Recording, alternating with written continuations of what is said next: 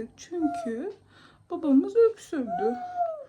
Babası öksürünce oğlum korktu. Değil mi oğlum? Babasına bir şey olacak diye korktu. Evet anneciğim. Evet anneciğim.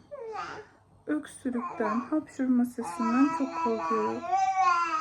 Bilmiyorum. Bayağı içerliyor. Korkuyor. Çok ağladı. Aldım, odasını değiştirdim fakat salondan yine duydu öksürme sesini. Duyunca tekrar ağlamaya başladı. Tam da video kaydını almıştım. Tamam anneciğim. Tamam gel. Gel tamam.